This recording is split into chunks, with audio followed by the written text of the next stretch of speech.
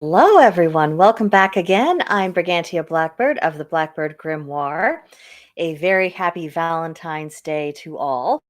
If you are celebrating, may this be a wonderful romantic day for you. If you are single and on your own, enjoy your movie with your favorite love story, pamper yourself, enjoy the day, dream of that special someone. And if you're a sourpuss who's trying to ruin it for everybody else, don't.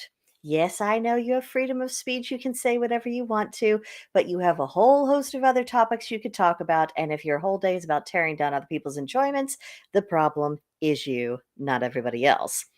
But the reason why I went live today is because of this article that came to my attention a couple of days ago. It is from the American Conservative, as you can see. And its title is When Witchcraft Was Right Wing. The early practitioners of Wicca thought they were returning to a long lost English folkway. So, the reason why we're going to talk about this is it's not because, I needed to give myself an aneurysm today. Although I admit the first time I read it, the health of my brain was in doubt. I'll put it that way. But the reason why I'm pointing to it today is because it's an excellent example how, with poor framing and only selective information, you can paint a very distorted kind of picture. And it's good to remember that people, no matter how they label themselves, can be extremely guilty of this. And I think it's something as pagans that we strive, we at least make the effort to get away from that. We don't always succeed, but I think we try. And one of the reasons why I think that's more of a norm for us is because a lot of us had this religious awakening later on in our lives, and we had to question everything. We were taken right down to the foundations of what we consider to be reality. What was our worldview? What was that actually based upon? Did it have any merit or substance whatsoever? We have had to face those big questions in a way that people of mainstream religions haven't really been forced to, or at least they resist at many opportunities because, of course, who wants to go down that rabbit hole if you don't have to? It's a scary place to be. But we're going to talk about this. The author is someone called Michael Warren Davis. This was published August 15th, 2022. And let's just see how this goes. And I'll read a paragraph and then I'll comment on it, and we'll do it that way. So it begins. Gerald Gardner was an old man with a great tuft of white hair on his head and another on his chin. For many years, he and his wife Donna lived in a small village in Herefordshire. He was a staunch supporter of the Conservative Party and a loyal reader of the Daily Telegraph. He was also a witch, or rather a warlock, as the male of the species is known. Okay, so which do we begin with, the framing or the inaccuracies? I guess we'll begin with the framing. By describing Gerald Gardner of this way, and just by putting things and phrasing it in this particular way, it is setting the stage for this is someone you don't have to take seriously. This is just a crazy, wild old man who has outlandish ideas. So your belief system, whatever it may be, is actually unthreatened because you're not to take him seriously. I think that's what. Even though Gerald Gardner certainly was older when he came into the craft, and he certainly did have white hair, and he did have that little tuft on his chin. However, when that's your first description of him, I think it does set the stage of this isn't someone you have to take seriously. So it's creating prejudice in the reader from the get go. The other thing is terminology, which, or rather, a warlock as the male of the species is known. Number one, practitioners of the craft do not claim to be a species other than human, even though there are theories that perhaps our capabilities are of divine origin and perhaps the gods have meddled with various families' bloodlines to enable us to have our capabilities. The fact of the matter is that we are very much human beings, even though we have a more intimate connection with the divine than perhaps what other people automatically do. That's fair to say, but we are human beings. So we are not a separate species, and I don't like the way he phrased that. He may not have meant anything by it necessarily, but again, it sets up that expectation of, these people are not people who you have to treat with customary courtesy. And also, the terminology. While I certainly support my brothers taking on the masculine form of witch, because witch is always presumed female, don't come at me. We all know this is true. It always has to be specified male witch if someone's name does not automatically tell you what their gender is. I prefer I think a term wizard to describe our brothers, I think that's fair without getting into a huge etymological debate. We understand just culturally witch and wizards are equivalents of each other. Now, technically, warlock could be taken in that way. However, that is overwhelmingly rejected within most of the Wiccan community. I don't think I would have that big of a problem with it if our brothers say, hey, it's a term. People know that it means when people think of it, they think of it as being the masculine equivalent of witch. So, from a functional point of view, again, without getting into etymological debates, it would work. But overwhelmingly, I think if they call themselves anything other than that, they would use the term wizard or maybe mage or shaman or something of that characteristic, because witch is does refer to the feminine, despite people's desperate attempts to make it a unisex term. It hasn't worked from a functional point of view. See, and before I go to the next paragraph, let me okay, no comments yet. Again, if you want to join in the conversation, please by all means do. Don't be bashful. I should be able to see your live chats, and even though I haven't yet figured out how to put them on the screen, I would, I'd like to have more of a back and forth as we go through this, if we possibly could. So, next paragraph. In 1939, Gardner claimed he was either initiated into a witch's coven based out of the New Forest of Hampshire. This coven, he said, belonged to an unbroken line stretching back to the pagan priestesses of ancient England. Since the Christianization of British Isles, they celebrated their rites in secret. Now it was Gardner's mission to restore their lore and ceremony. These he embellished with elements of Freemasonry and Thelema to create a neo-pagan sect known as Wicca. Okay, again, the way this is framed, it's meant to give the people the impression of, oh, well, this is all fake. This is all made up. This doesn't have any basis in anything that's real. To begin with, when you say he claimed that he was initiated into something or other, that's like saying someone claimed to be baptized or someone claims to be a member of the Jewish faith.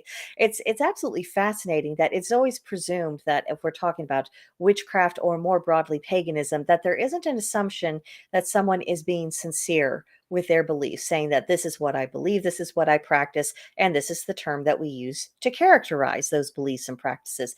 That just isn't taken at face value the way someone would say, well, I am a Christian, even if their conduct wasn't exactly Christ-like. We don't doubt that that's how someone views themselves. So again, I think this is another way for the author to undermine the whole thing. Now, as far as the claim about this unbroken line and we're this untarnished representation uh, of ancient pagan belief, we don't know because we weren't there for one. And as far as people know, that they may have believed that to be the truth, even though we've seen that there's been a lot of morphing, that little bits and pieces of pagan tradition did survive. Oftentimes they were woven in or repurposed for Christian purposes. But the fact of the matter is that we have been finding our breadcrumbs for a reason that didn't come out of nowhere, even though we have an imperfect understanding of what was. It isn't an absolute copy and paste. And the idea that something has to be an absolute copy and paste in order to have a religious validity is absolute foolishness. I mean, just look at all the different permutations of Christianity that we've seen throughout the centuries of their existence. I mean, for goodness sake, they don't even all operate out of the same Bible. Did you know that? The Protestant Bible has 66 books, the Catholic has 73, the Ethiopian has 84. And I think it would do Christians well to consider that there is variety of opinion within their own circumstances. And I think it's very fair to say that not a single one of them is practicing exactly as the Christians immediately after Jesus' day would have been practicing. I think a little humility there. I mean, none of us are absolute copies and pastes. Everything evolves. We all move forward in time and nothing remains stagnant. So I think that's would be a good thing to remember. And then it is true that Wicca does draw upon elements of Freemasonry and Thelema. Thelema and a lot of Wicca, a lot of the roots for these ideas that they were developing, they came up at a similar time, and people just had essentially different interpretations and different ways of doing things. A lot of it comes from ceremonial magic, as we have inherited it. Of golly gee, a modern pagan religion has been built upon the existing Western tradition of occultism and pagan belief. Huh. Funny how that works. That doesn't invalidate anything. It's just saying we're just another generation of people building upon what was already in existence. Okay. Ah, don't want to go past the first line of the next paragraph. Okay, everyone's quiet. All right, back to it. Most scholars accept that Gardner either lied or was lied to. Either he invented the New Forest Coven or they misled him about their provenance. As Ronald Hutton explains in his new book, Queens of the Wild, The Pagan Survival. I love how that's in square quotes, scare quotes. Theory of witchcraft is nonsense. In fact, it's largely the invention of a single woman of folklore named Margaret Murray, 1863 through 1963. Okay, let's put our criticisms of Margaret Murray into perspective. Now, it's true that she hasn't been borne out. All of her theories have not been borne out. She wasn't completely correct about everything. But here's the thing: were her ideas based upon what knowledge was available at the time and looking at certain patterns? Because if we look at the pattern of Northern and Western European paganism in general, you do see certain similarities, even if terminology varies or the exact precise nature of ceremonies vary. There's there's a lot of cross pollination there. So, with only the resources of when she was writing available to her, the state of academia at that time with this field, which what was known in that field is absolutely infinitesimal compared with what we know today. Based upon all of that, is she so unreasonable to have arrived at certain conclusions? And the thing about witchcraft, I mean, a magical practice within a religious context, that's something that hasn't been since humans have been. I mean, even if you look close enough at various aspects of monotheistic practice, you can see bits and pieces of things that are magical in nature, you might say. So the idea that there hasn't been consistent practice of magic in some format throughout the ages, I think that is what's nonsense. And as far as Gardner lying or lied to, again, just because I haven't heard of someone being baptized in some tiny little church off into the middle of nowhere in the American South, it does not mean that church doesn't exist, and it doesn't mean that they don't believe what they believe, and it doesn't mean that they are insincere, even if maybe they've got the wrong end of the stick about certain things. So again, I think this is just another example of framing it to where we don't have to take this seriously. We are all very superior, and these people are just crazy and out of their minds and chasing after, specters of light instead of anything real. So, next paragraph. Check the chat. Chat's still quiet. All right. Next paragraph reads Murray spoke of pre Christian England as a land of happy druids who lived in a matriarchy and practiced the old religion, her term for the national witch cult. This cult had three main rites dancing naked before bonfires, ritual orgies, and human sacrifice. It was Murray's contention that most Britons have been pagans well into the Middle Ages. What's more, the old religions endures in the countryside even today, sometimes apart from Christianity, as with the New Woods Coven, but mostly alongside it. She believed that most British folk customs like May Day festivals were really living fossils of paganism. Um, while some of her details were inaccurate, her theory is ultimately correct. We have so many living fossils of paganism, and honestly, they're not fossils anymore. People have been practicing in greater numbers since the 50s, and through that has increased exploration.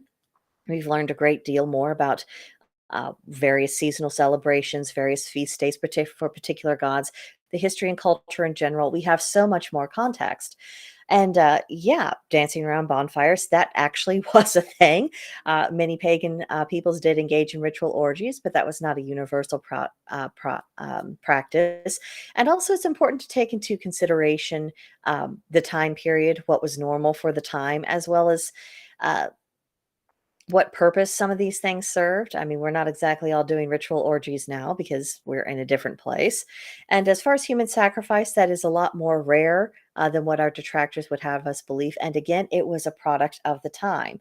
And as far as human sacrifice goes, unless the Christians would like to talk about how during the Inquisition, the torture and the burning at the stake, as well as other brutal forms of execution, which essentially did amount to human sacrifice for religious reasons, getting rid of the heretics or whatever the excuse was at the time. Unless they want to talk about that, don't think that's much of a basis for criticizing. People who have malevolent intent and poor character can always find an excuse, whether it's in a religious context or a political context, to brutalize other human beings. So that's that.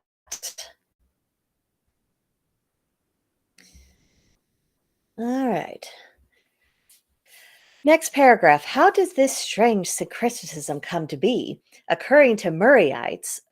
Okay, I'll come back to that. According to Murrayites, the Christians tried very hard to stamp out heathenry in the British Isles, hence the spate of witchcraft trials in the Middle Ages. The witches weren't actually Satanists, you see, they were goddess worshippers. Having failed in their mission to purge the land of paganism, they began to assimilate the old ways into their new faith. The winter solstice, a pagan feast celebrating Earth's return from winter to spring, became Christmas, the light of the world, the darkness of sin and death. Okay. Oh, there's so much wrong with this paragraph. First of all, I have never heard anyone describe themselves as a Murrayite. I have never heard anyone refer to Gardner or any of the earlier pagans who came out of the broom closet as Murrayites. That is not a thing. To the best of my knowledge, it is not something I've come across. It's not even something I've read about. And the next statement about how Christians tried very hard to stamp out heathenry, um, yes, they did. And not just in the British Isles, everywhere. The church, first they were friendly and they were just preaching the word. And for a while there was coexistence because, someone coming saying, I have this new God. That's not really a problem for polytheistic peoples. Just, oh, yes, of course, we will pay our respects. That's fine. The conflict came in when the church was wanting to take over and saying our way is the only way. And, first, frowned upon. Then people were pressured to convert. The kings converting because that doctrine of the divine right of kings, that came from monotheistic religion, and the kings found that very useful for political purposes. So they had an avaristic reason for conversion, and people generally did as the kings did. And then, it wasn't just social disapproval, it was fines, and then it was violence, and then it was death. It was nasty, it was brutal. And as far as what was going on in the Middle Ages, first of all, the assimilation of pagan custom into church custom that happened well before the Middle Ages. Just so that we're clear about that, that was ongoing. That was from almost from when the church began to make inroads into Europe. That's when that all began. It was already well established in the Middle Ages. After all, the reason why we have the Catholic Church in the form that it is because the early Christians and the pagans of the time got together, had a one night stand, and they produced a baby called the Catholic Church. And look how that worked out. Which is one of the many reasons why I am very dubious of anyone who tries to, reconcile the theological disparity and make it as one. We already tried that and we had problems. Um, let's see what's next. The whole concept of Satan is something that comes absolutely from Abrahamic Abrahamic mythology. I suppose there could be some sort of personage that it was borrowed from the Mesopotamian pantheon. It's been a little while since I researched into that just because I don't care. It has nothing to do with me or my beliefs or paganism. So it doesn't really matter to me, because the only ones who are crying about Satan in any real way, it is coming from monotheistic traditions and people who essentially have issues with them. Their practices built in defiance of those Abrahamic traditions. And yes, people of ancient times, they certainly were goddess worshippers, and they were the worshippers of many gods. There was a whole family structure to worship. There were many divine couples, and a lot of times they were honored at different particular points in the year. That they had children who were divine, who were worshipped. It wasn't just this, only the feminine. It was this balance of the masculine and the feminine, and appreciation of both of their roles and finding spiritual meaning within that. And then this next thing about calling the winter solstice the pagan feast celebrating Earth's turn from winter to spring. No, no, no, no. That is not what the winter solstice was about, nor has it ever been about. He's confusing that with Ostara, and other spring festivals. When, the land actually was leaving winter and going into spring, the winter solstice was an acknowledgement of the weakest point of the year of the sun's strength. And then knowing that from there was going to be more daylight, and from there, then spring would come. Not the same thing at all. If he had done any amount of actual research, he would have known that. So either he wrote this article when he knew nothing, or it's a deliberate misrepresentation. I don't know which, because I don't live in this man's head. But that is such a gross inaccuracy, and it's such it is such an avoidable mistake. I mean, this is a very, very basic thing. Uh, it's amazing. Absolutely amazing. Okay. Alrighty. Everyone's still quiet. Again, don't be bashful in the chat. It always makes for a better conversation if there's some back and forth there. So if you have thoughts, please share. Okay, next paragraph. It's an argument you've heard 100 times before from very online atheists, though proper historians have never taken the pagan survival thesis seriously. And that's quite telling. Popular acclaim drowned out the professionals' objections so thoroughly that Encyclopedia Britannica invited Murray to write their entry on witchcraft. Almost overnight, her nonsense theories became the new academic orthodoxy. It has also become a mainstay of popular culture, from John Buchan's novel Witchwoods to the legendary 1973 film The Wicker Man, as well as the regrettable 2006 remake starring Nicolas Cage. Okay, so how did we bring the atheists into this? That's my first question. The idea uh, um, that this theory of pagan survival is coming from very online atheists. What I see from the very online atheists is simply telling Christians that time didn't begin with them and that there were religious practices from before then. And so, on that basis, why should they take the Christian religious message more seriously than uh, the religious message from earlier times or from modern day practices? That's the only context that I've really seen atheists coming from. And if he's trying to paint pagans and witches of the modern times as being atheists, boy, I've got news for this guy. We are a polytheistic people, sometimes hard polytheists, sometimes soft polytheists to varying degrees, but there is widespread and I would say nearly universal agreement of the polytheistic nature of paganism and witchcraft. I mean, we are the antithesis of atheism. We could not possibly be more different from the atheists. They do not find the divine in anything. Pagans and witches find the divine in everything. That's the difference. And if he doesn't know that, again, just another example, not only has he framed this improperly from the beginning, he also wrote this without doing any kind of proper research, because if he knew anything about us, that's a fact he would have come across. Let's see. So then he was saying about how proper historians, didn't take it seriously. Okay, what makes a proper historian? Someone who agrees with you? Or is a proper historian someone who's looking at surviving records and, basing things upon that? And I don't think it's without cause that there is a lot more openness to what took place in ancient pagan religions and academia, because a lot of them don't really have a dog in the religious fight. That's one benefit about people who are atheistic or agnostic. If they're doing anthropological inquiry or scientific inquiry, they do not have a dog in the fight uh, to to uphold a particular religious ideology. It's just I want to discover what's there and what that means, and it doesn't go any further than that.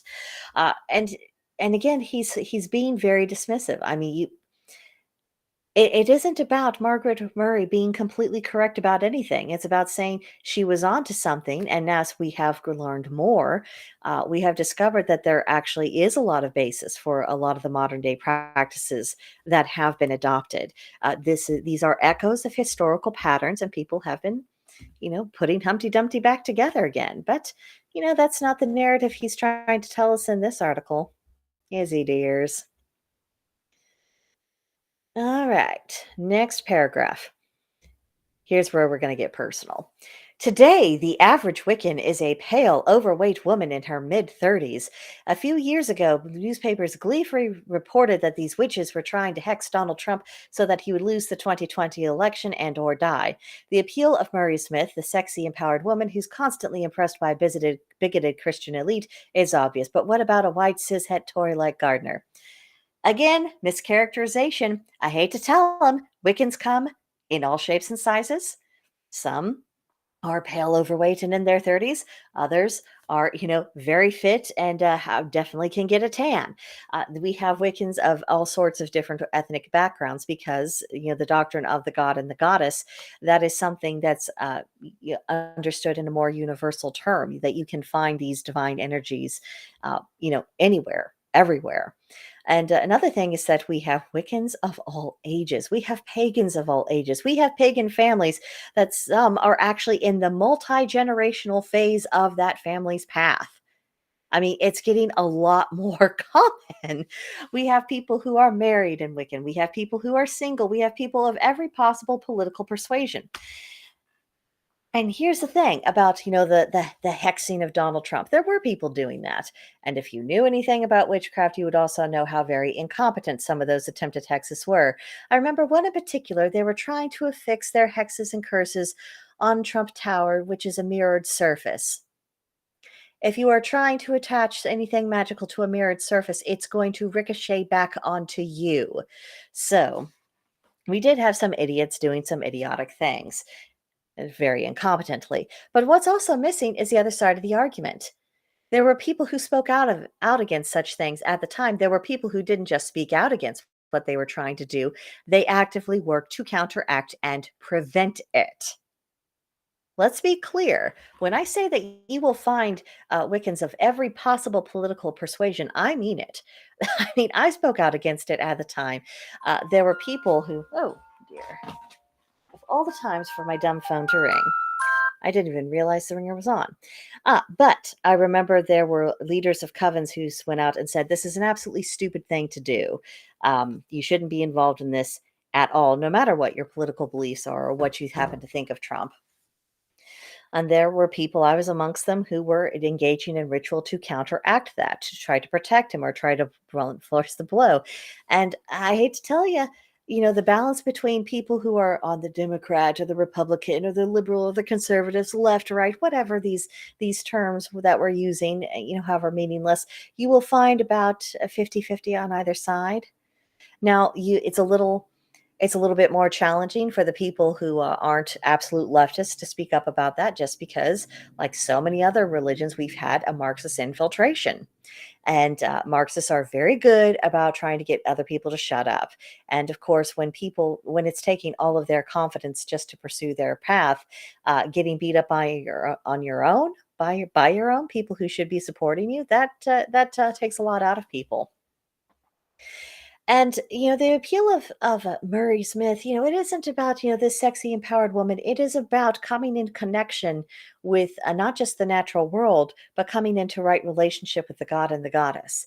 It is about finding your place within the universe. It's about walking every aspect of your life and every age of your life, within this greater natural pattern. It isn't about, empowerment or any of the things that we've heard talked about since the sexual revolution.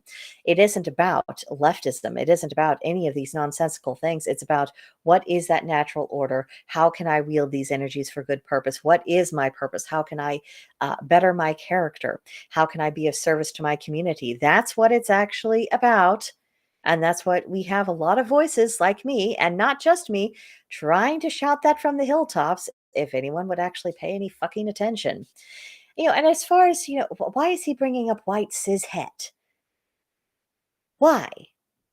Gardner happened to be white, and yes, he identified with his physical gender. Yes, he was heterosexual, and yes, he voted for the Tories.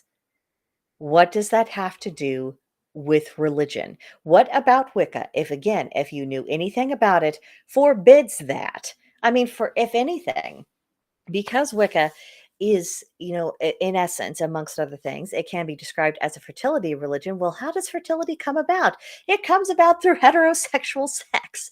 And it is our understanding of that interplay of masculine and feminine energies, whether we are talking about a literal sexual relationship that produces children, or if we are talking about the creative process, or if we are talking about our own spirituality. It is the interplay of those masculine and feminine energies that allow us to produce magical effect. That's one of the reasons why the elements are associated with either feminine or masculine energy, even though you do hear the terms perceptive and projective more often. But guess which why the feminine has been labeled as receptive? It's because the womb receives. And and why is the masculine labeled projective? It is because the masculine projects. It's pretty simple if you have a grade school level knowledge of how biology works and how reproduction works. So the idea that Wicca is inherently against a traditional understanding of biology, against a traditional understanding of sex, against a traditional understanding of just how things work in general. I mean, that is a complete mischaracterization. I think it is slanderous. I think it is libelous, and I think this author needs to take a few whacks from a switch, if you know what I mean, because again, how could you do any research at all and not be aware of this? Did he even look at any of the doctrines of Wicca that are commonly accepted? I don't think that he could have. I really don't. Alrighty, so next paragraph. I mean, this is just an amazing conclusion. The answer is surprisingly simple. The Gardnerians thought of themselves as reactionaries. I'm pretty sure they thought of themselves as witches. It isn't about being in rebellion against anything, it's about practicing a religion you actually believe in. They believed Wicca was their folk religion. Well, it is a modern rebirth of it.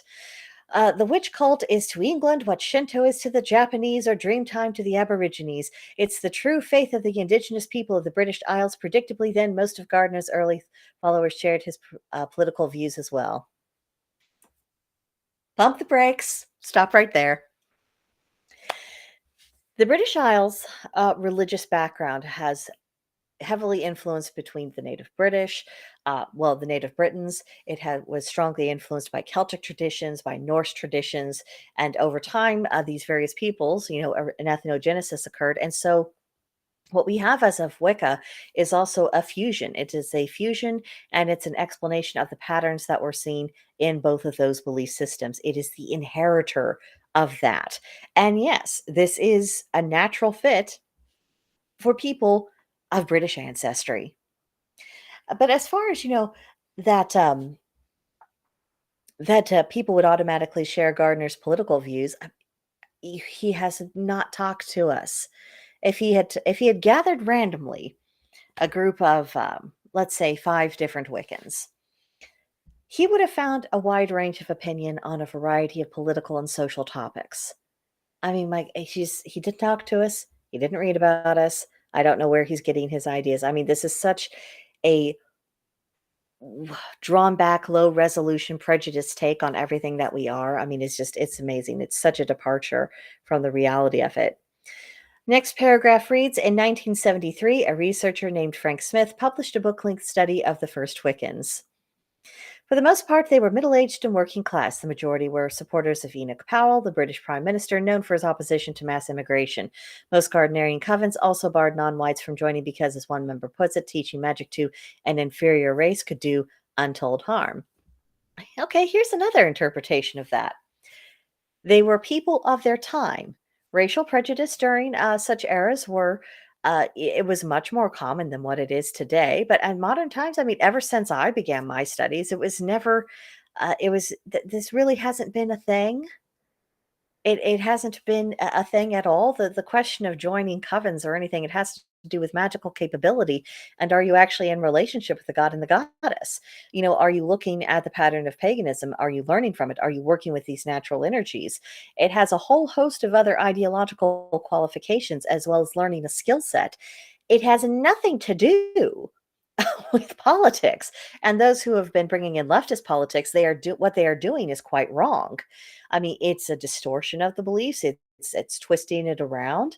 But if you actually just look at what the substance of Wicca is, I mean, that just is not that is not the thing. And as far as being opposed to mass immigration, I think anyone with common sense is opposed to mass immigration.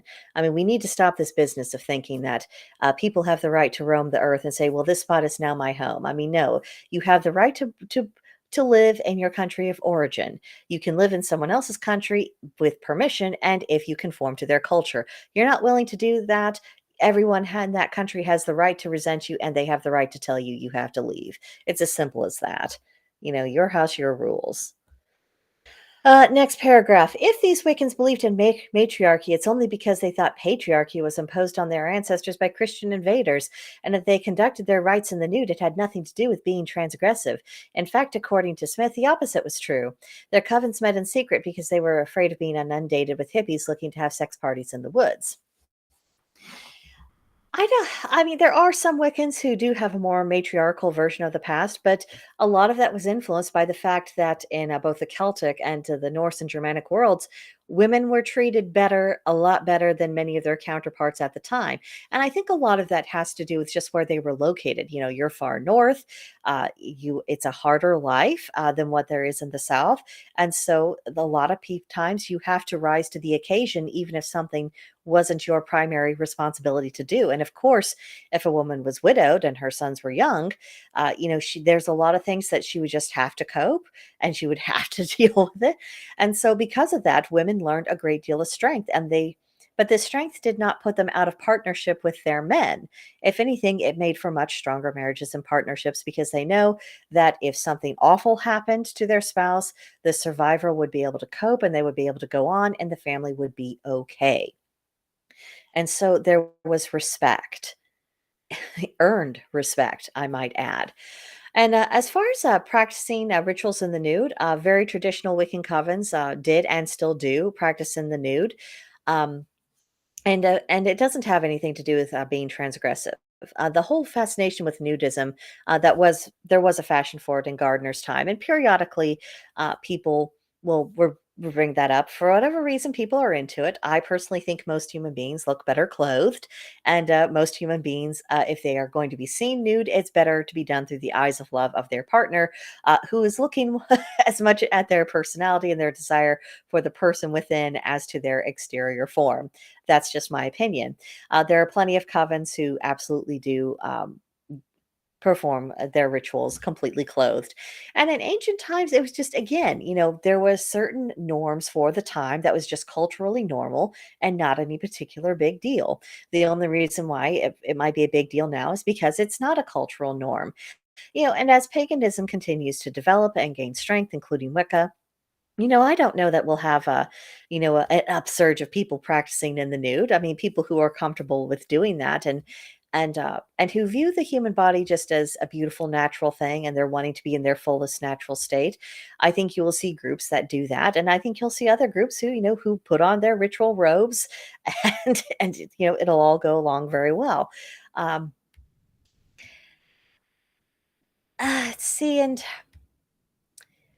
as far as, hiding away in the woods, I mean, if you're going to be practicing rituals in the nude, there's a lot of reasons to seek privacy. For one, because there are a lot of laws about public indecency. And, honestly, I do think that um, because of our culture as it's developed in the modern day, you can't just be naked without people being forewarned that there will be nakedness in a particular time of place. I think that's just fairness. And again, the other thing is about the safeguarding of children. Even people who do practice in the nude, they're not bringing the babies to that.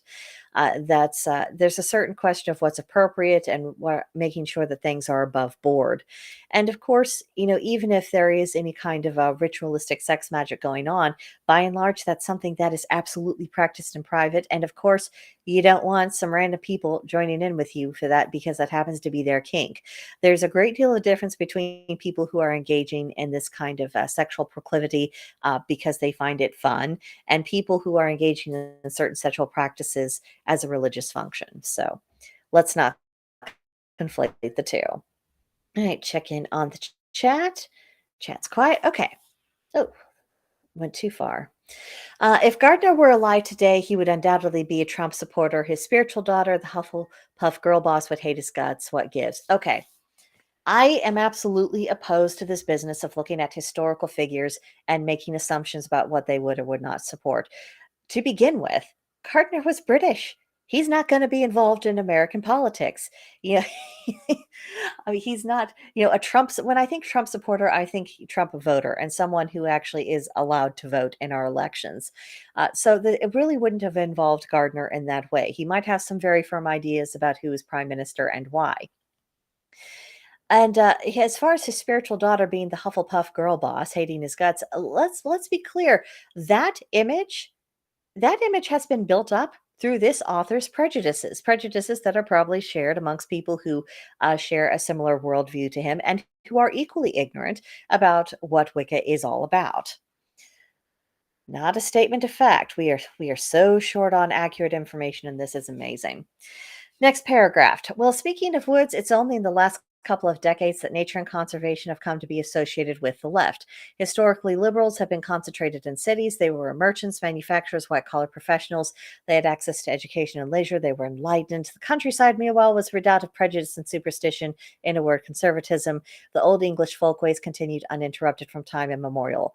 The contempt in this paragraph is amazing. Contempt for people that I suppose he would consider to be on his own side, as this is coming from the American conservative. Um, and also, I think it's time to make a distinction between people who are wanting to be good stewards of the environment and environmentalism. Very, very different. Environmentalism has been nothing more than a vehicle for imposing leftist policies, which is simply if I tax you enough and I restrict your freedom enough, we'll have a greener planet. That's what it amounts to. It's just a vehicle to usher in greater measures of socialism. So let's not confuse it. Actually, conservation of nature, it is all conserving nature is also about understanding the role that human beings play in the nature and how we have a necessary function on this planet. It is about being tidy. It's about not being particularly wasteful. That is something that I think is healthy and admirable. And as far as that being associated with anything in particular, I mean, I just think there's a lot of assumptions here. I don't think that necessarily everyone who has been historically liberal, who might have lived in a city, viewed nature with contempt or something that could just be stamped on. I think there were plenty of people who actually enjoyed their respites to the countryside, didn't want it to change, loved, the purity of the air, the cleanness of the water, all of these beautiful things. I just I really find his characterizations of all parties involved incredibly insulting. It's insulting to everyone. Um, just amazing. Amazing. Next paragraph. From there, it's not a huge leap to the pagan survival theory. As a conservative, he would look to the countryside, and if he'd read Margaret Murray, he would believe that the countryside was full of witches. But of course, that was the problem. Murray's history was totally wrong, and so Gardner had no idea what England's folkways actually were. Wow. The British man who researched his own people didn't know what they were about. Oh, you see, this is why our English cousins get so annoyed.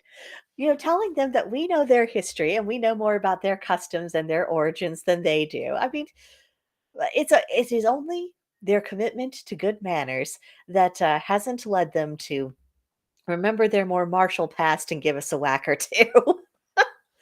And as far as pagan survival, we've already covered that previously in this live stream. Of course, we have seen little pockets and surviving customs of pagan. And essentially, what the pagan movement is about has been putting these pieces together and seeing what kind of picture it comes with.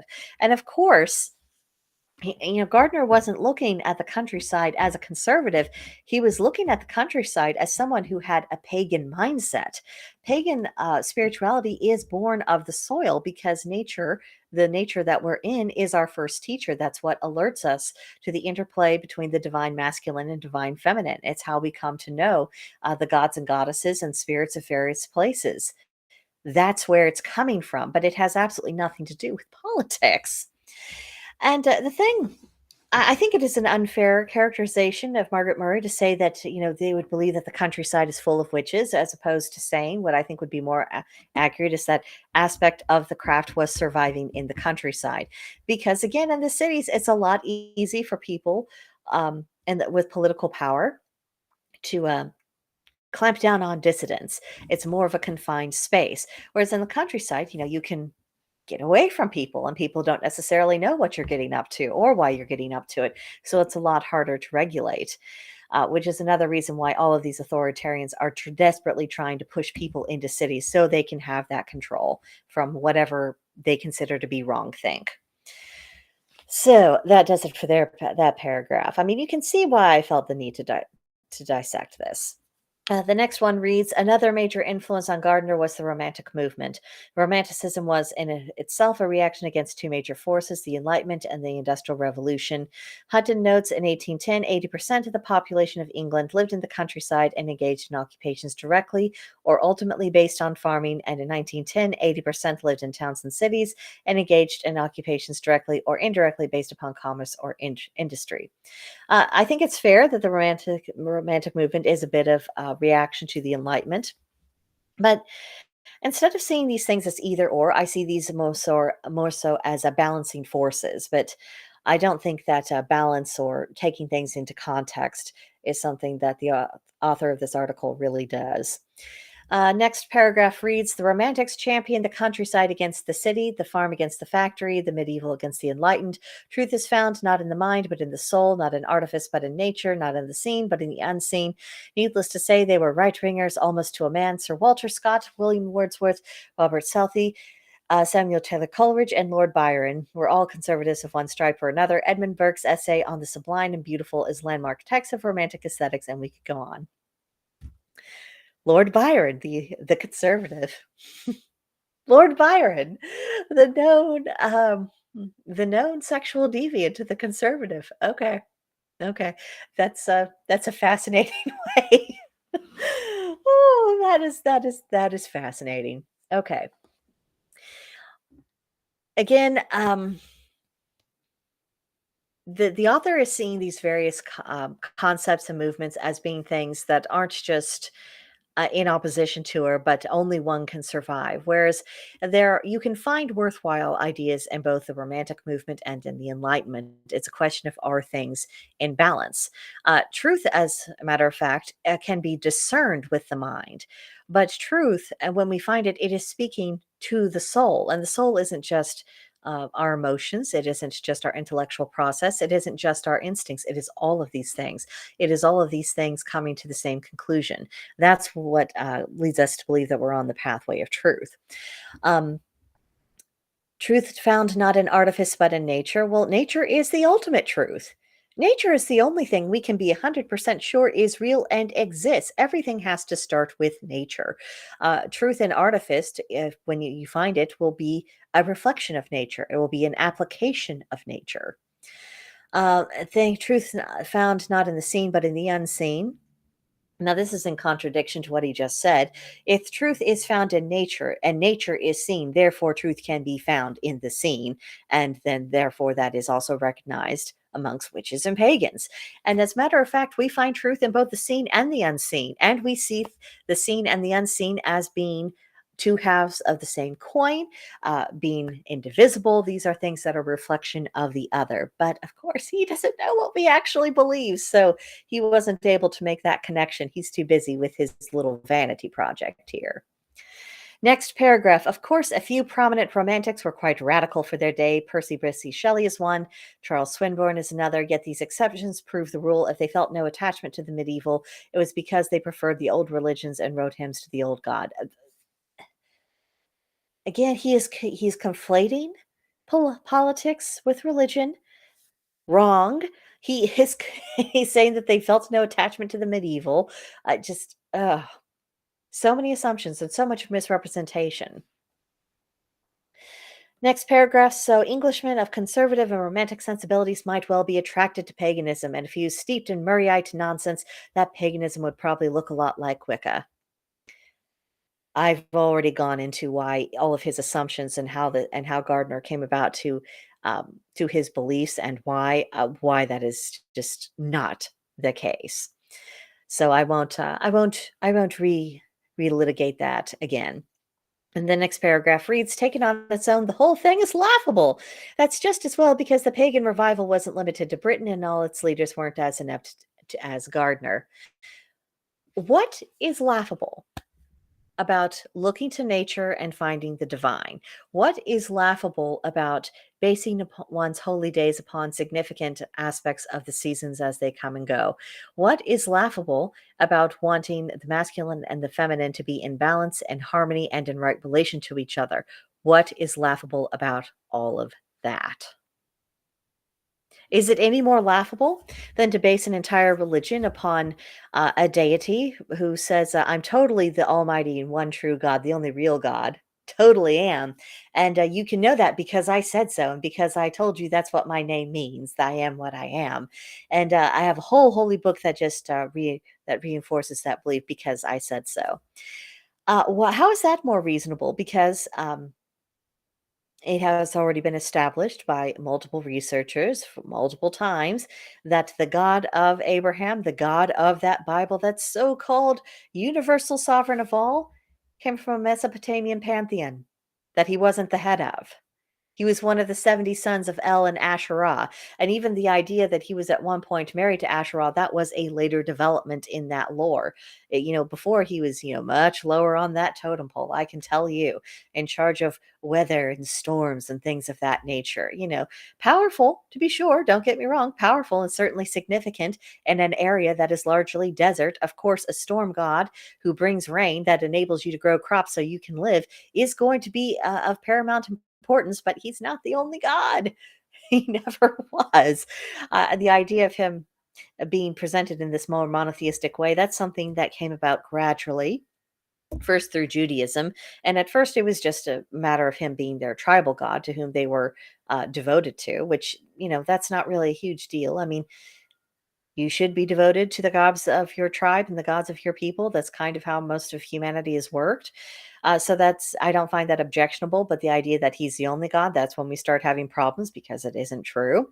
And then, of course, the Christians, took that, and then Islam took that, and it's just been a mess ever since. But in reality, the fundamental core claim of all of these religions, as they are practiced in the modern day, is that the God of Abraham is the only one true Almighty God, and that is a lie.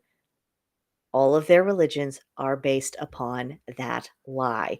So, if we want to talk about laughable things, there's a lot more to laugh about in the monotheistic circles than there is in the pagan circles. And now we got to bring up Mustache Man because, of course, we do. Hitler's the obvious example. Nazi esotericism was grounded in the same weird mixture of romanticism, popular occultism, and junk history, but in every other respect they were closer to Shelley and Swinburne. What a horrible slander to Shelley. They saw India, Tibet, and the ultimate Thule as the spiritual homeland as the Aryan race. They had no attachment to European history, only a bizarre pseudo prehistory. They were radicals, not reactionaries. This man obviously has not read J.R.R. Tolkien's assessment of the Nazi ideology. Now, Tolkien was a scholar, a proper scholar, and he knew his stuff. And he described in his time of Hitler's ideology and his take on everything, including his take on mythology, as being a bastardization, a twisting of it, a corruption of the Northern spirit. And Tolkien hated it. I mean, if Tolkien could have killed Hitler with his bare hands, I believe he would have. That is how much he was in contempt of the Nazi ideology. So it's a twisting of it. And that's what evil always is this. Whatever manifestation of evil is, you can be sure there's an element of corruption within it. And as far as the Indo-European connection, I mean, that's a matter of some genetic reality. And of course, with people come their ideas. So there is some basis for the idea that there is some ancient connection between European paganism and what has now developed into Hinduism. But of course, there's been a lot of separation in that time, and we don't know enough of the whys and the wherefores to figure out is it a descendant of it? Is it something else? I mean, there's a lot there. There's a lot that's in dispute. Um, but just to conflate it all, I mean, just amazing. And the idea that European history is the history of the church and Christianity. I mean, these assholes, they really think that time began with their little religion. I mean, they really seem to believe that. There was a whole, who knows how many eons of history in Europe with peoples of their customs and their tribes and their religions and their gods and all of it developing before anyone ever heard of the Abrahamic God, but let alone had to deal with his followers. And to say that should all be discounted because this person happens to like Christian history better, that's the absurdity. I mean, That's the bad read on history right there. Let's see. Let me check the chat. Haven't checked the chat. Okay. Chat, hello. Thank you for being with me. Please pipe up about any thoughts that come to you during this. I would be happy to incorporate your comments into the discussion. All right. Next, we have, he goes on to say a better parallel would be Julius Evola. Evola was born in 1898, just 4 years after Gardner. His parents were middle-class Romans, though he later styled himself as a baron. After fighting in World War I, Evola fell into deep despair. He toyed with drugs and magic for a while until at the ripe old age of 23, he began to contemplate suicide. He decided against it after reading a Buddhist text on the doctrine of transcendence, which he defined as that which is more than life. He began to develop a new philosophy, which is called radical traditionalism. Okay, here we have completely parted company from Wicca and from European paganism in general. And I've made this case before, but a hallmark of European paganism has been the cycles of life. It has not been about getting off of the wheel through various incarnations. It isn't a quest in which you are trying to escape the physical form. Whereas Buddhism, the ultimate goal is nirvana, becoming one with that energy of the universe, and essentially ceasing to exist as an individual. That is not, nor has it ever been, the goal of Wicca or any form of paganism, ancient or modern. That is branching off into something else, even going into fusion religion. But that has nothing to do with Gardner, nothing to do with me or any other modern day Wiccan, nothing to do with actual paganism. So this is a very poor example. See, Vola predicted the coming of the Kali Yuga, a new dark age. The triumph of the bourgeoisie would usher in a period of decadence and dissolution. Their power could only be broken by the return of the hero, the warrior priests, and man gods of classical myth. In the meantime, Western civilization would be kept alive by a remnant of spiritual aristocrats. Their duty was to ride the tiger, to preserve the perennial philosophy until the heroes returned and made Il Duce look like Jimmy Carter. I'm not familiar with his predictions or what he based them upon. I think a healthy attitude towards prophecy of any kind is a bit of skepticism. But as far as predicting a new dark age, that is in the cards, considering the way people have been behaving and the general trends of where things have been going. It's not out of the question that that could take place. And of course, breaking out of a new dark age, whether it's a very brief period of time or many hundreds of years, it will require people who are heroic. That's what got us out of the last dark age. And may I just remind everyone, but more so directed to just this author who really needs to brush up on his history. What brought Europe out of dark ages was when people started to rediscover philosophers like Aristotle, and their ideas actually returned some common sense, and it loosened that stranglehold of the church, and that is what enabled people to come out of it. It is what has enabled everyone to practice the religions freely again, most especially including the Christians, who have found many excuses to kill each other over theological issues, as their history is full of examples of. So, how ungrateful. How ungrateful he is to pagan philosophy and its unparalleled contribution to Western civilization. And what a snotty attitude towards the idea of the hero. Should we not be striving to become heroic? I mean, not all of us are going to have the great deeds that will be remembered in legend and myth throughout history, but we could certainly all live up to the best of our character. We can certainly all improve ourselves and strive to hold ourselves up to higher standards. We can certainly do that. And if people are focused on doing that, you know what they're not doing? They're not busy being decadent. They're not busy being self destructive and making choices that destroy their lives and those around them. Gosh, it's almost as if that pursuit improves society as a whole, one individual at a time. Golly gee, what a concept. All right. Next, he goes on to say radical traditionalism is an odd mixture of Hinduism, Buddhism, and Freemasonry. Evola had sympathies for certain heretical Christian sects like the Cathars and the Rosicrucians, yet by his own admission, he was a pagan first and foremost. Then he was calling himself that wrongly. But again, you know, when people are coming up with these ideas, our understanding of the connective tissue of paganism and how it can be properly classified, it was not as precise as what we today have. So I'll let it pass for the most part. He believed that the reign of the man gods would be based upon a good doctrine called Imperialismo Pagano, pagan imperialism. He was quite open about the need to oust Christianity, the cult of the humble, the abject, and the miserable. He would restore the old religion, the ancestral faith of the Aryan Roman people. Okay, I'm going to say this. I do think that over a period of time, we will not only see a fuller resurgence of paganism. I do think that paganism in general will become a more dominant mainstream common belief system. I think that Christianity and monotheism as a whole is on its decline. I think it deserves it. I think people are starting to see the ramifications of the ideology. Now, you have a lot of zealotry, and one of the reasons why you have a lot of zealotry, it isn't just because they feel a threat from competing belief systems.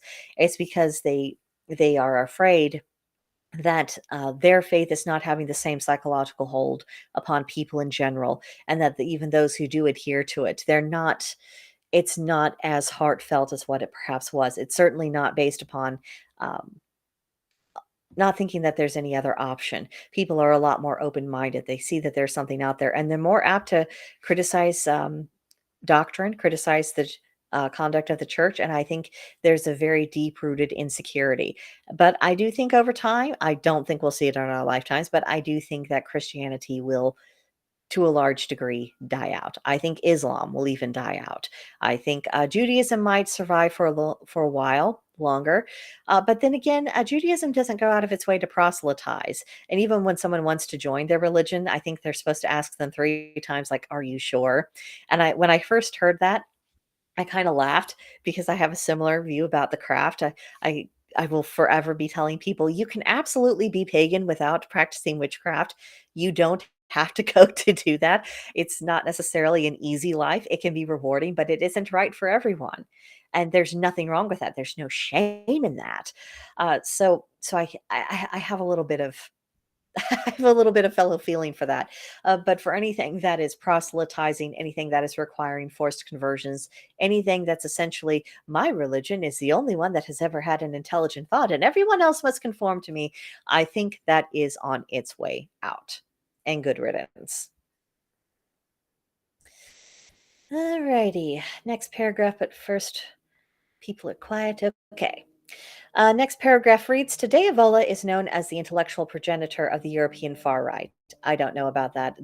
I don't know much about Evola, so I can't make rubbish of that claim. But considering this author's track record, I think that his claim that Evola is the progenitor of the far right, I think that it at very least needs to be put under review because he hasn't exactly gotten the right end of the stick about anything else in this article.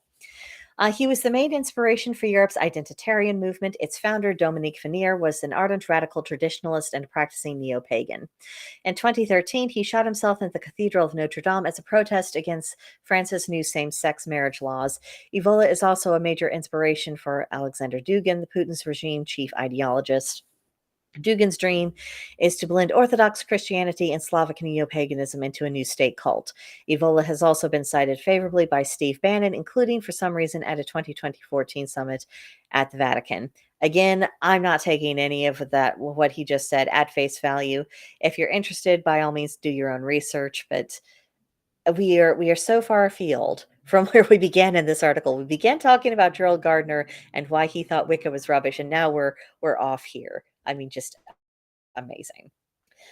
Next paragraph, we're only scratching the surface here. In Europe, neo-paganism has always been a driving force behind the far right and vice versa. This seems odd to an American who thinks of neo-pagans as tree-hugging cat ladies who like to play with crystals. Yet that's only because Gardner had such a spectacularly poor grasp of English history. He based his reactionary cult on a vision of Old England as a nation of promiscuous crunchy granola feminists. When that vision was debunked, there was no one to carry on his legacy except promiscuous crunchy granola feminists. Wow, this is so insulting. In Europe, you will find people on the left and the right, and the far left and the far right. And again, when we're talking about far left and far right, I think we need to define our terms because I don't think that he is using the scale that I was taught in school.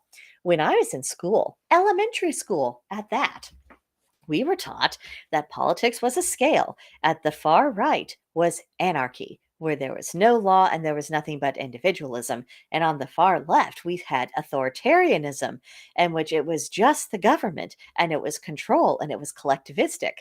That was the skill we were taught. And we were taught that the Constitution was right of center. And in that context, so it is, because it is that balance between individual rights and responsibilities, as well as having some connective tissue so that a society and civilization can actually exist. That's what it was intended, even though we have had a lot of bastardization over the years.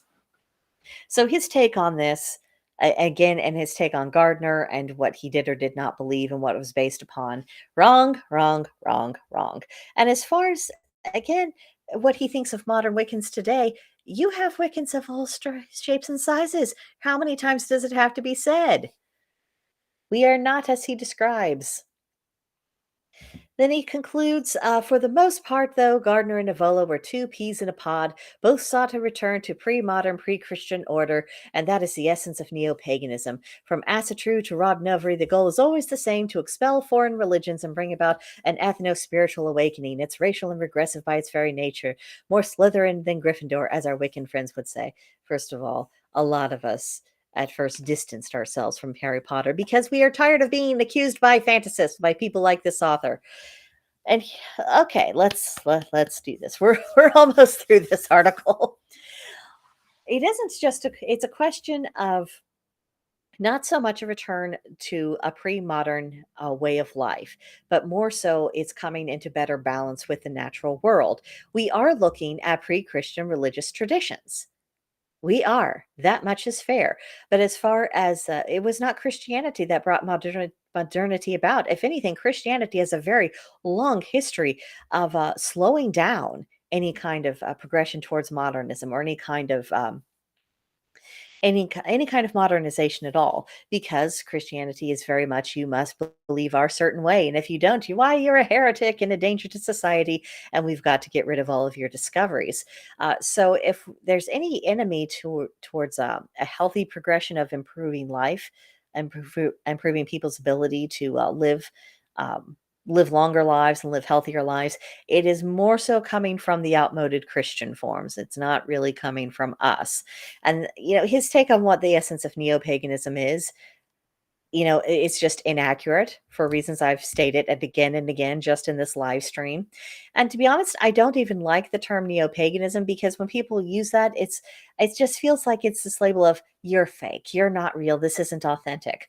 That's why I tend to use the term modern paganism, because it's an acknowledgement that we're picking up the pieces that we don't have. We don't have all of the pieces that our ancestors have, so we're doing the best that we can with what we've got and moving forward from there. And to say that the goal is the same: to expel foreign religions. Well, I think all of us would be happy if Christianity was not a dominating force. I think we would all be very happy. We would certainly be happy if Islam was not a danger to us, because it's even more virulent than Christianity. Um, but there's nothing about paganism that requires that we can only have other pagans amongst us, or that we're only going to have one form of paganism going forward. That's not what it is at all. There's a broad range of thought and exploration, and there's a very strong culture of, we don't want to try to force people to believe anything, because for one, you can't.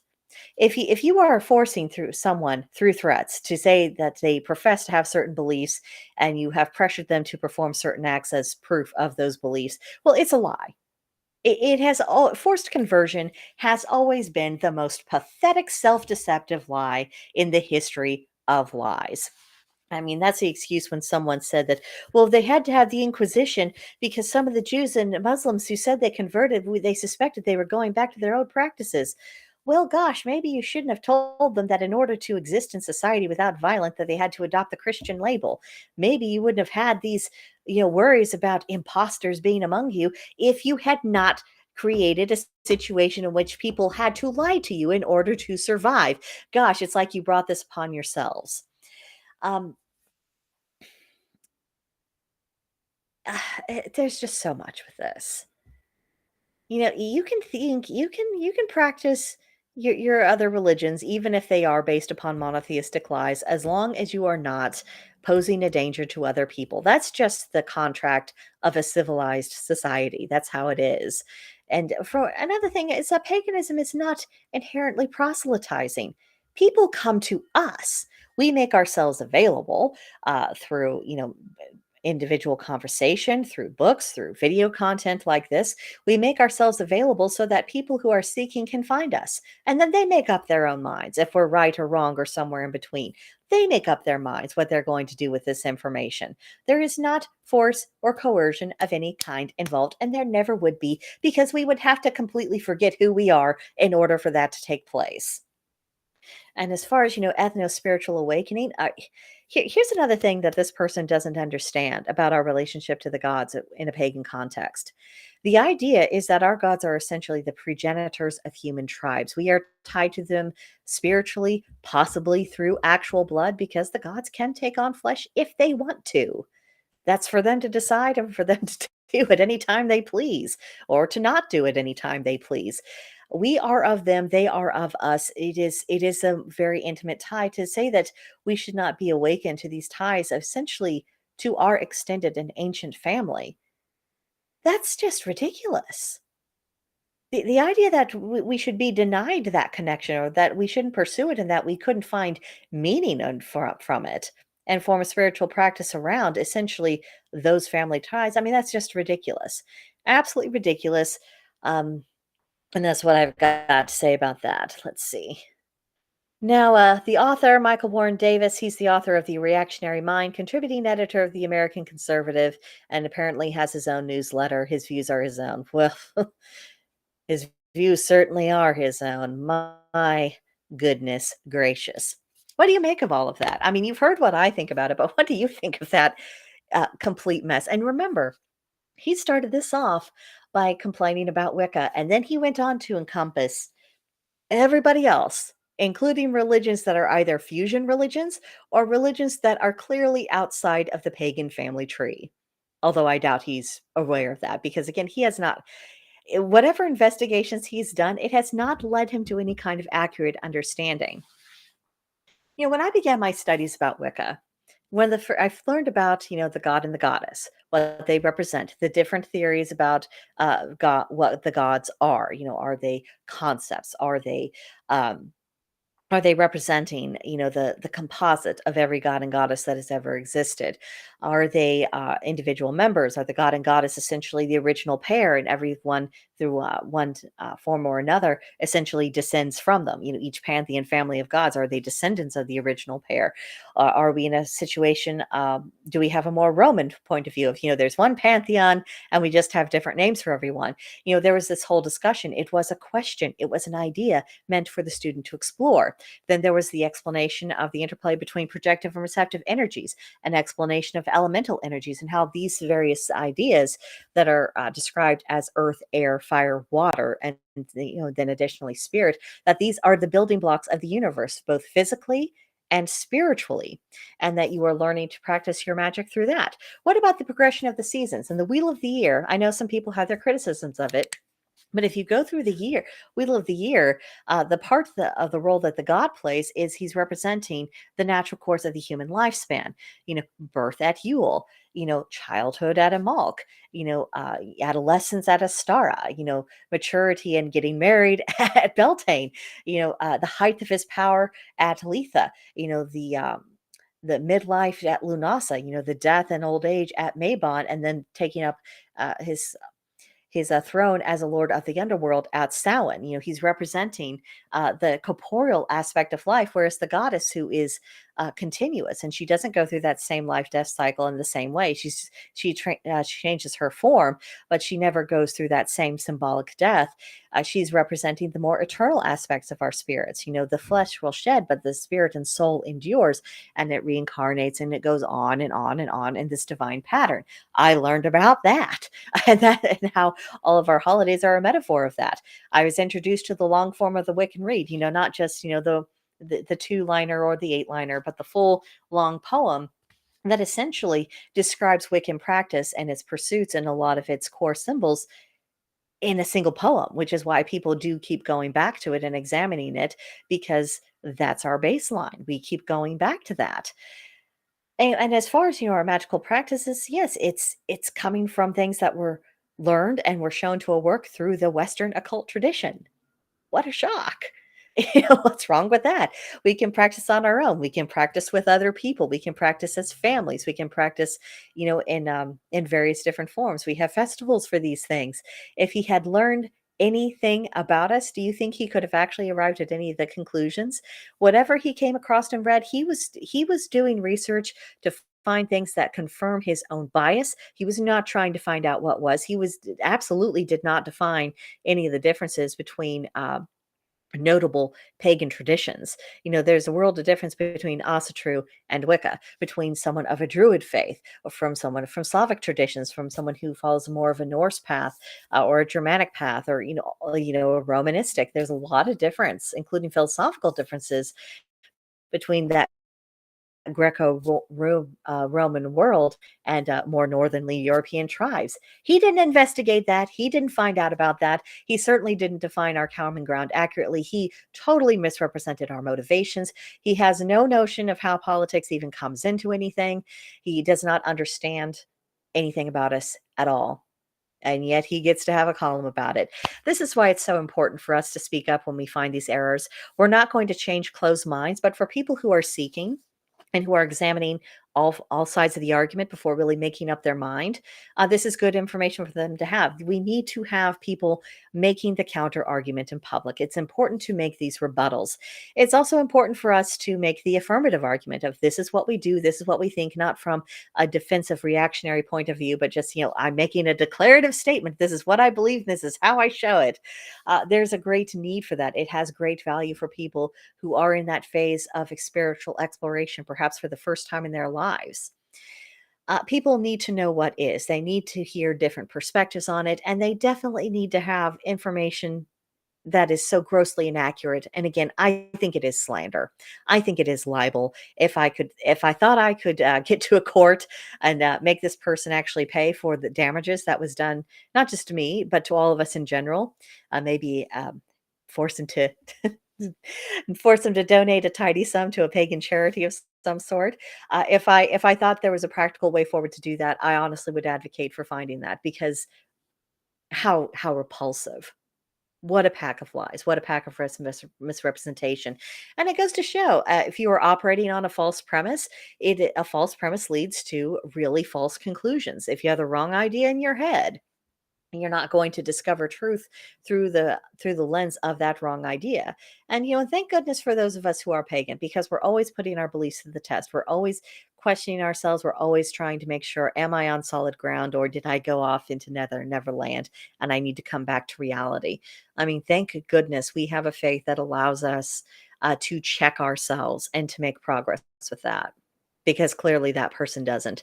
I'm not sure what he believes in, apart from his impression that he thinks he has a superior intellect to everyone. I'm not sure what that man believes in, but clearly it isn't anything worthwhile. How grotesque. What a legacy. Now that's shame. That's shame. But that's what I've got for you guys today. Thank you so much for sitting with me, especially if you've been sitting all the way through. I know it was a longer one today, but I wanted to go through that article point by point, because it just really was that ridiculous. And let's see. Well, oh yes, do all the things. Please leave me a like if you happen to enjoy this. Leave me a comment if you have thoughts on your own. I know that sometimes when you're taking in information, you kind of want to sit with it before you have something to say about it. But again, I would invite you in future live streams. Please be part of the conversation. This isn't about grading each other's viewpoints. It's about having more of that back and forth, and making use of our digital world for a good purpose, because goodness knows it's not good for much. So if we can turn it to some good purpose, that's definitely a victory. But I will let you get on with the rest of your day. I'll catch you guys later. Bye.